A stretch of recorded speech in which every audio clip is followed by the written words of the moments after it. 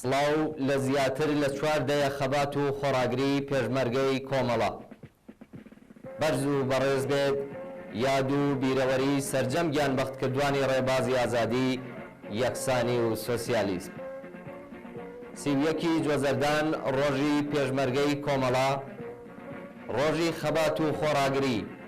ڕۆژی پەیمانیەکردنەوە لەگەڵ تێکۆشانی هاوچینەکانمان واتە چینی چەوساوە و زۆر لێکراوە ڕۆژی 31 جوەزەردان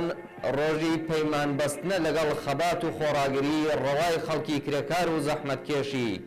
کوردستان بۆ سڕینەوەی ستەمی نەتەوایەتی و دەستەبەرکردنی سەربەخۆیی و بەهرەمەندبوون لە ژیانێکی شیاوی ئینسان و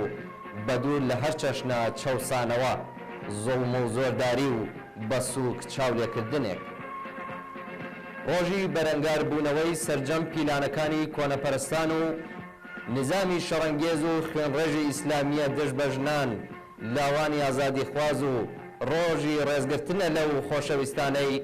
لە پێناو ڕزگاری بەشەریەت و حورمەت و ئازادی ئینساندا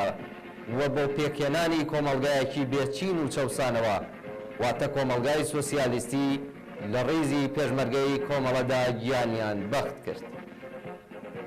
ڕۆژی پێشمەرگەی کۆمەڵە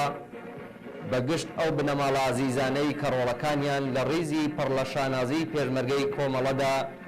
گیانیان بەخت کردووە و ئێستا کۆمەڵە بۆتە ڕۆڵە و جگەرگۆشەیان بە کرێکاران ژنان و سەرجەم خەڵکی کوردستان کادر و پێشمەرگەکانی کۆمەڵە و حیزبی کۆمۆنیستی ئێران پیرۆزبایی دەڵێن 31 جوەزەردان ڕۆژی گیانبەختکردنی هاوڕێ سەعید موعینی ناسراو بە خانەیە جێگای خۆیەتی یادی ئەو ئازیزە ڕێز لێ بگرین و پەیمان بدەین کە درێژەدەری ڕێگای پڕلەشانازی ئەو سەرجەم گیانبەختکردوانی نێوڕێزەکانی پێشمەرگەی کۆمەڵە سەرکەوێ خەباتی ڕەوا و چینایەتی پێشمەرگەی کۆمەڵە بژی ئازادی بەرابەری بژی سۆسیالیزم